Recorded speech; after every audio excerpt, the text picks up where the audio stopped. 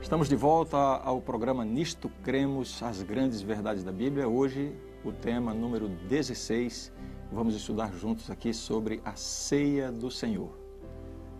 Um artigo da revista National Geographic provê uma interessante ilustração do amor de Deus por nós.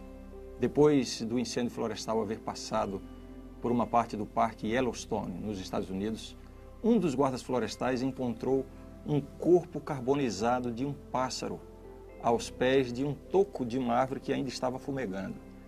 Ao mexer e virar o pássaro carbonizado com uma vara, 3 filhotinhos saíram correndo de debaixo das asas da mãe, agora já morta, carbonizada. Havia ali, bem pertinho, os restos de um ninho queimado pela metade, o que revelou o resto da história. Aparentemente, quando o fogo se espalhou pela árvore, o ninho que se queimou pela metade despencou lá de cima e a mãe passarinho cobriu os seus filhotes com as asas a fim de protegê-los do fogo. E assim ela morreu carbonizada, mas conseguiu salvar os filhotes. Que linda história de amor essa! A palavra de Deus revela que Jesus fez algo semelhante em favor de cada um de nós. A morte de Jesus, de braços abertos, nos dá essa imagem de Deus provendo a salvação para os seus filhos, ainda que isso lhe custasse a própria vida. Foi através do seu sacrifício que Jesus proporcionou esse livramento para cada um de nós. A morte de Cristo na cruz ocupa o lugar central do grande conflito cósmico entre o bem e o mal. Tudo no plano da redenção e na Bíblia só faz sentido à luz do significado da cruz.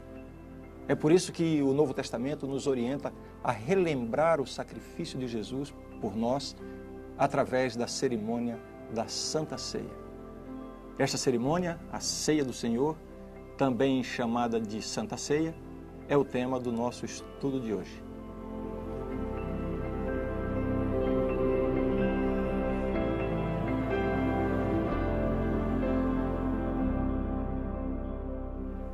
Eles estavam todos muito cansados, com os pés empoeirados, e foram ao aposento alto a fim de celebrar a Páscoa. Alguém havia providenciado um cântaro com água, uma bacia e uma toalha para a prática normal da lavagem dos pés. O problema é que ninguém desejava executar o papel de criado, de escravo para lavar os pés dos demais. Tendo plena consciência da proximidade de sua morte, Jesus, então, fala algumas coisas com muita tristeza. Vejam as palavras de Jesus. E disse-lhes: tenho desejado ansiosamente comer convosco esta Páscoa antes do meu sofrimento, pois vos digo que nunca mais a comerei, até que ela se cumpra no reino de Deus. Lucas 22, versos 15 e 16. A inveja que os discípulos nutriam uns contra os outros enchia o coração de Cristo com uma amarga tristeza. Ele sabia que os seus discípulos estavam disputando quem seria o maior no reino de Deus. Era a disputa por posições, o orgulho e a vaidade que impediam os discípulos de se humilharem, dispondo-se a lavar os pés dos seus companheiros. Será que algum dia eles aprenderiam que no reino de Deus a verdadeira grandeza é revelada pela humildade e pelo amorável serviço? Durante a ceia, conforme explica o Evangelho de João no capítulo 13, especificamente os versos 2 e 41, Jesus ergueu-se calmamente, tomou a toalha que cabia ao servo, despejou água na bacia, ajoelhou-se e começou a lavar os pés dos discípulos. O mestre fazendo o papel de servo. Compreendendo a muda repreensão, os discípulos se encheram de vergonha.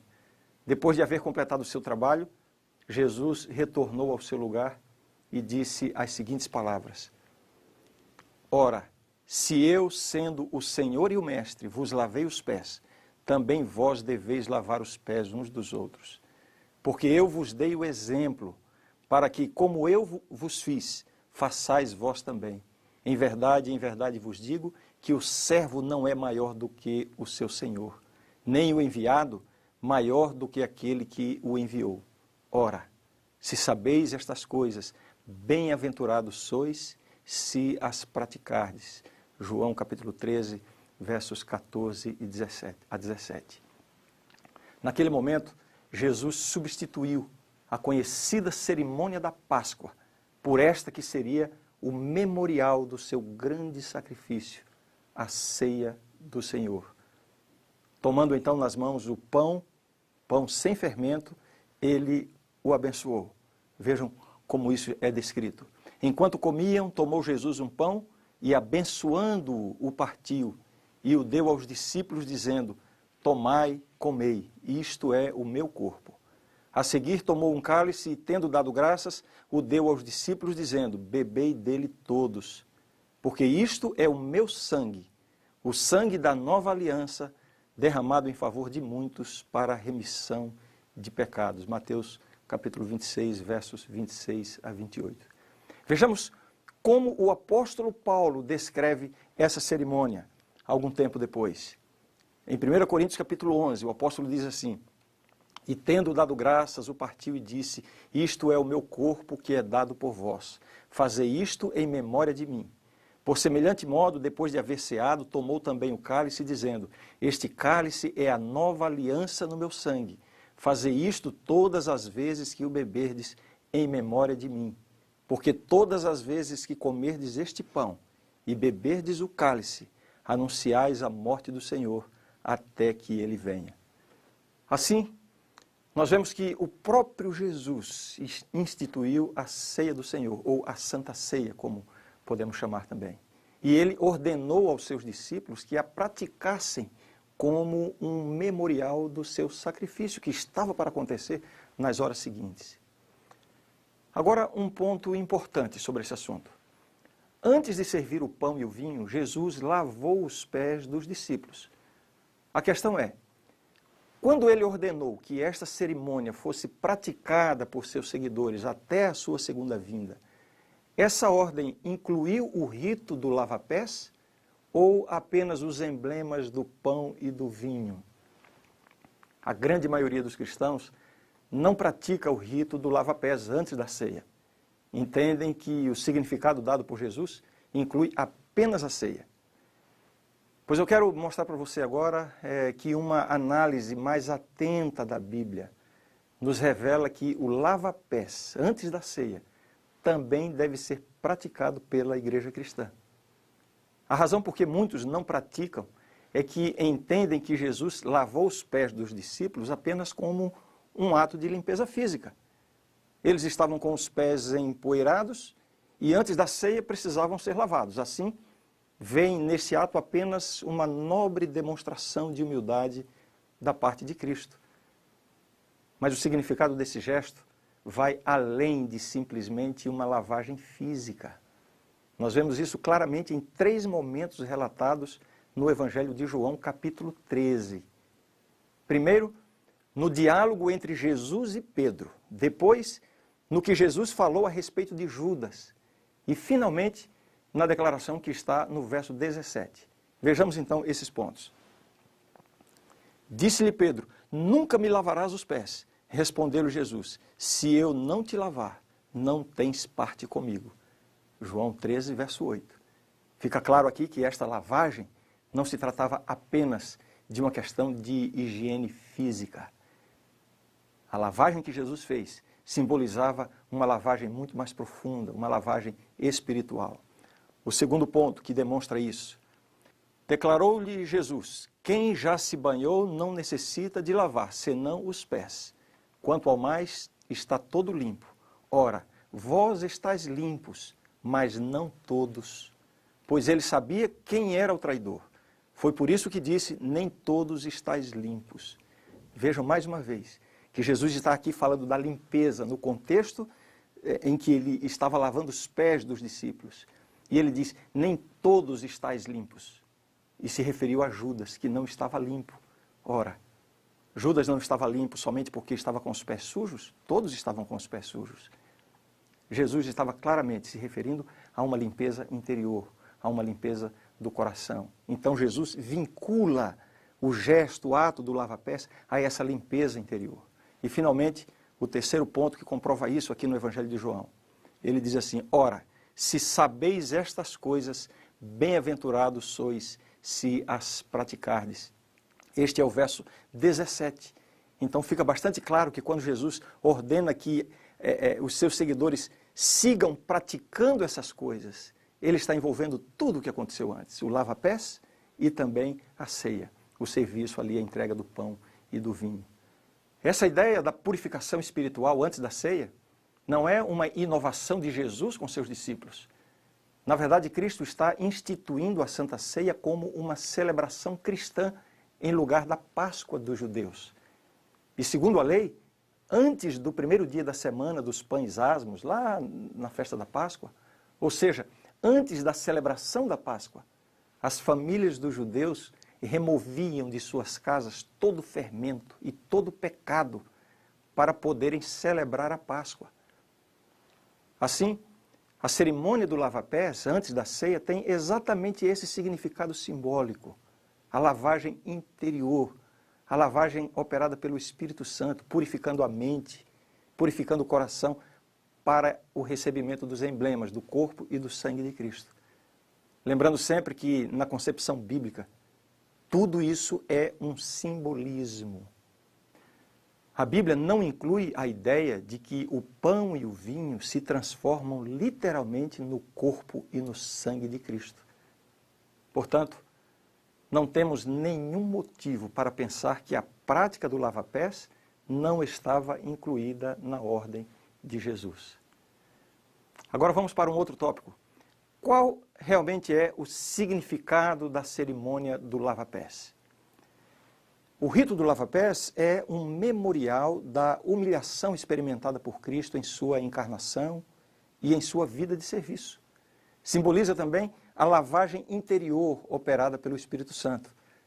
Por isso Jesus disse a Pedro: se eu não te lavar, não tens parte comigo. Jesus estava falando de uma lavagem interior. Por isso, a ordenança do lava-pés é tão importante e necessária. Ela permite que ocorra uma purificação do coração, uma lavagem dos pecados. Por isso, Jesus ordenou naquela mesma ocasião o seguinte: ora, se eu, sendo o Senhor e o Mestre, vos lavei os pés, também vós deveis lavar os pés uns dos outros. João 13, verso 14. Que bonito, não? É isso que representa essa cerimônia do lava-pés. Um simbolismo da humildade, um simbolismo da purificação interior. Vejamos agora o significado da Santa Ceia, quando Jesus serviu ali os emblemas do seu corpo e do seu sangue, através do pão e do vinho. Como eu já havia mencionado anteriormente, a ceia do Senhor ocupou o lugar da Páscoa praticada no Antigo Testamento. É uma cerimônia bonita, solene, com um significado todo especial e fundamental para a vida do cristão no seu preparo para o reino dos céus. 3 aspectos que demonstram esse significado da Santa Ceia são os seguintes.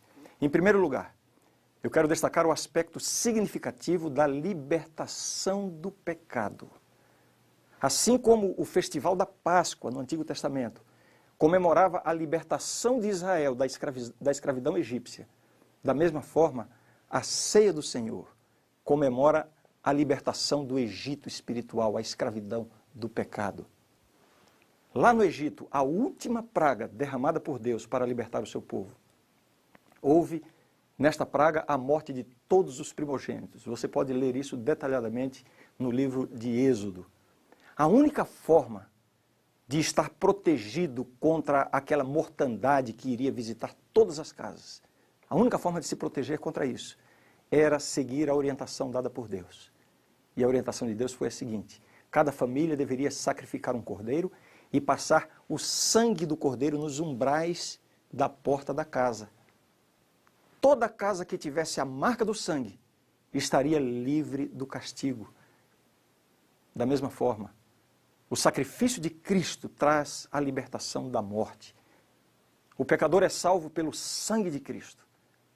O pão e o vinho servidos na ceia têm exatamente esse significado.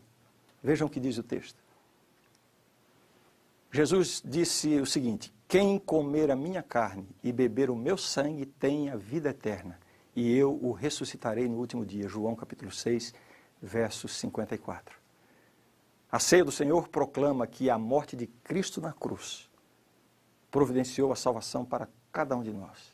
Providenciou o perdão e a garantia de vida eterna. A cruz removeu a nossa condenação e nos concedeu as vestes da justiça de Cristo, assim como também o poder para vencer o mal. Agora, algumas informações sobre os emblemas usados na Santa Ceia, o pão e o vinho. Tanto o pão quanto o vinho devem ser sem fermentação. O fermento na Bíblia simboliza o pecado. E como Jesus não tinha pecado, os símbolos do seu corpo e do seu sangue têm que ser desprovidos de fermento. Veja a confirmação disso aqui.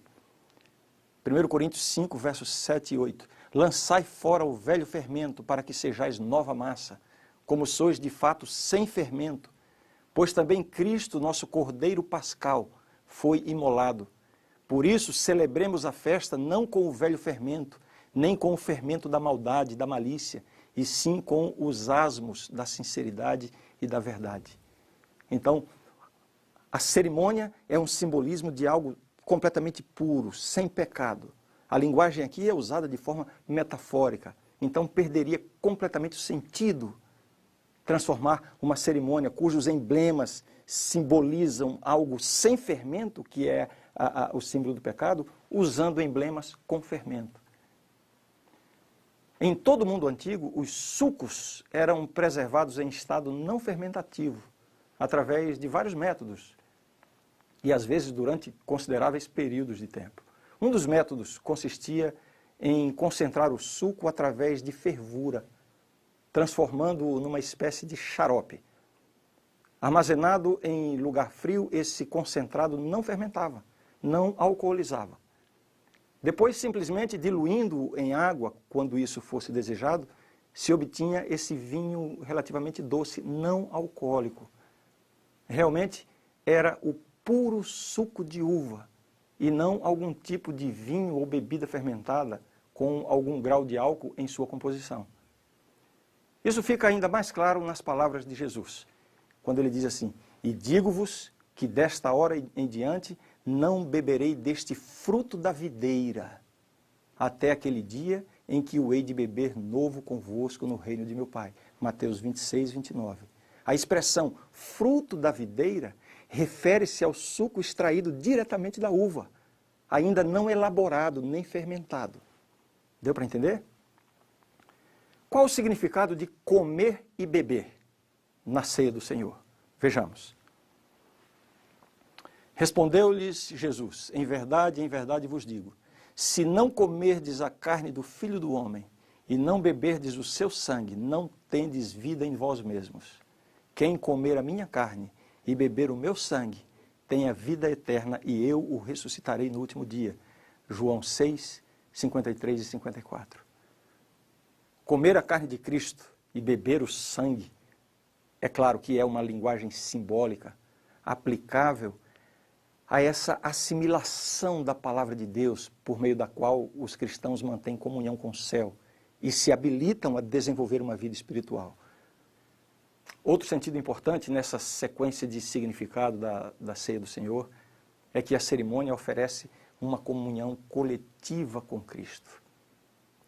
Como é bom viver em comunhão, não é verdade? Sem divisões, sem separações, mas em união, em amor fraternal. Veja só o que disse o apóstolo Paulo em relação a isso. Porventura, o cálice da bênção que abençoamos não é a comunhão do sangue de Cristo? O pão que partimos não é a comunhão do corpo de Cristo? Porque nós, embora muitos, somos unicamente um pão, um só corpo, porque todos participamos do único pão. 1 Coríntios 10, versos 16 e 17. Um comentarista da Bíblia explica da seguinte forma: ao compartilharmos dessa ordenança, mostramos publicamente que mantemos a união e que pertencemos à grande família cuja cabeça é Cristo. Todos os membros da igreja deveriam participar dessa sagrada comunhão, pois nela através do Espírito Santo, nós experimentamos os mais fortes e profundos sentimentos de comunidade junto à mesa do Senhor. Ali, nos encontramos em terreno comum, onde são quebradas as barreiras que nos separam. Ali nos damos conta de que, embora na sociedade existam muitas coisas capazes de nos separar, em Cristo se encontra tudo aquilo que é necessário para nos unir. O terceiro aspecto dessa série de fatores que dão significado à ceia do Senhor é a alegria antecipada que ela nos dá da segunda vinda de Jesus a este mundo. Veja o que diz o texto.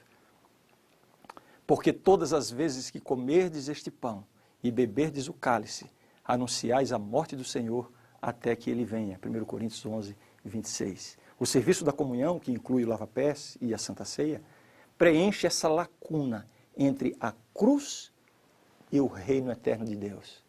Une o que já aconteceu com o que ainda irá acontecer. Vejam esse texto.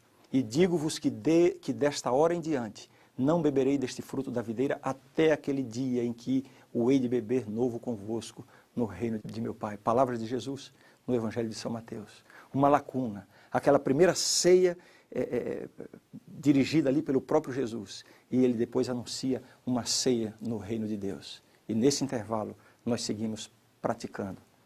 Essas são palavras proféticas. Apontam para a celebração futura da ceia da comunhão no reino eterno de Cristo. Mais um texto para esclarecer o assunto. Então me falou o anjo, diz João lá no Apocalipse, escreve, bem-aventurados aqueles que são chamados à ceia das bodas do Cordeiro. E acrescentou, são estas as verdadeiras palavras de Deus. O texto está anunciando uma ceia lá no reino de Deus, já prenunciada por Jesus. Finalmente, eu quero comentar sobre um texto bem polêmico a respeito da cerimônia da comunhão. Esse texto tem gerado muitas discussões e até certa confusão na compreensão daquilo que a Bíblia realmente está querendo dizer através desse texto. Vamos ler o texto. Por isso, aquele que comer o pão ou beber o cálice do Senhor indignamente será réu do corpo e do sangue do Senhor. Examine-se, pois, o homem a si mesmo, e assim coma do pão e beba do cálice. Pois quem come e bebe sem discernir o corpo, come e bebe juízo para si. 1 Coríntios 11, 27 a 29. A palavra juízo aqui também pode significar condenação. Esse texto aqui, às vezes, deixa algumas pessoas com medo de participar da ceia. Porque, afinal de contas, quem participar indignamente será réu do corpo e do sangue do Senhor. Que coisa grave, não? Que coisa solene. Quais são, então, as qualificações exigidas para a participação? Veja, o significado pleno da cerimônia se aplica aos cristãos que já foram batizados em Cristo. Embora não tenhamos um argumento bíblico para impedir a participação dos não batizados, a cerimônia tem um sentido de confirmação do compromisso de seguir a Jesus. Compromisso esse já assumido publicamente por ocasião do batismo. Antes de tomar parte, devem os cristãos orar e rever cuidadosamente a sua experiência cristã, confessando os seus pecados, restaurando relacionamentos rompidos ou prejudicados. Também é bom lembrar que o que caracteriza aqueles que estão qualificados a participar dos serviços da comunhão, portanto, é a condição do coração. Uma plena entrega a Cristo, fé em seu sacrifício. O desejo de participar brota de um coração sincero que reconhece a sua pecaminosidade, a sua completa dependência da graça e da misericórdia de Deus. Ou seja, a cerimônia da Santa Ceia, lava-pés e Santa Ceia, esta é uma cerimônia para pecadores que reconhecem a sua condição e desejam revitalizar as suas energias espirituais mediante os símbolos do corpo e do sangue de Cristo. Portanto, participar indignamente, no contexto da carta de Paulo aos Coríntios, significa participar sem uma noção clara do aspecto espiritual. Participar considerando a ceia como uma refeição comum. e não estar vivendo a verdadeira comunhão entre os irmãos em Cristo. Você vai ver que esse era um dos motivos das dissensões que aconteciam na igreja de Corinto. Particularmente, eu considero um privilégio a oportunidade de seguir a instrução de Jesus e participar dessa cerimônia tão importante, tão solene, tão cheia de significados. É uma experiência que renova o espírito e reacende em nosso coração a esperança na volta de Jesus.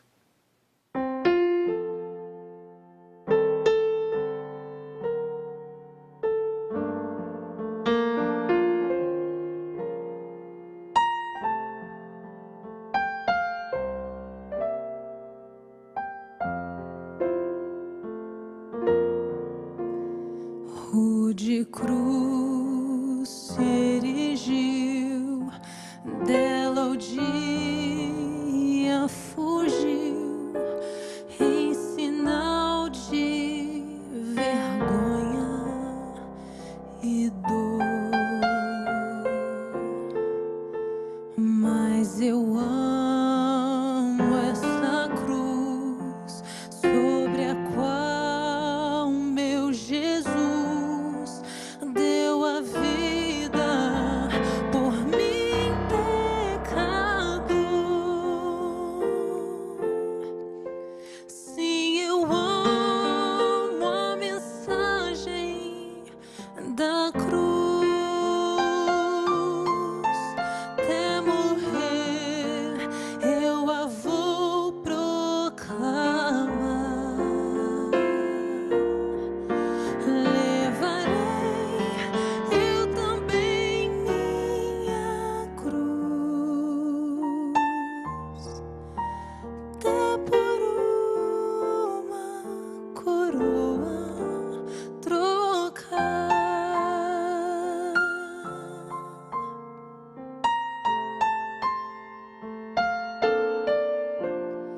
Eu aqui com Jesus, a vergonha da cruz, quero sempre levar e sofrer.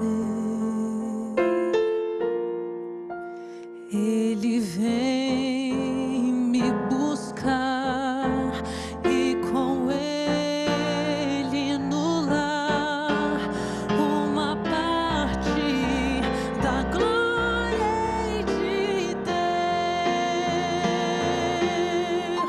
Sim, eu amo a mensagem da cruz.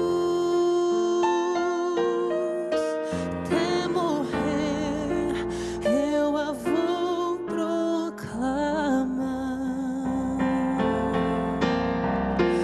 Levarei eu também minha cruz,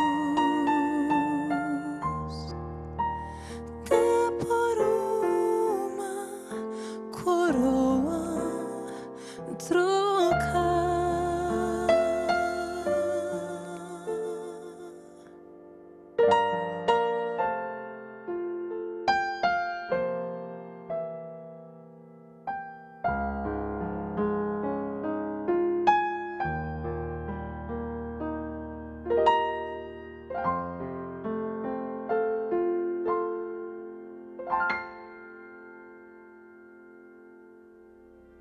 A grande verdade do estudo de hoje é esta: a ceia do Senhor é uma participação nos emblemas do corpo e do sangue de Jesus, como expressão de fé nele, nosso Senhor e Salvador.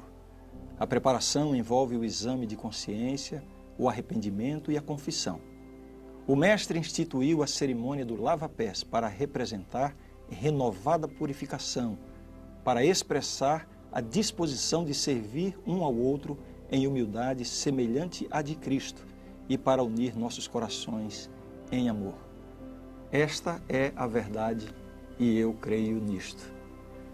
Na próxima lição estudaremos sobre os dons e ministérios espirituais. O que a Bíblia ensina sobre o dom de profecia, o dom de línguas e tantos outros dons. Até lá!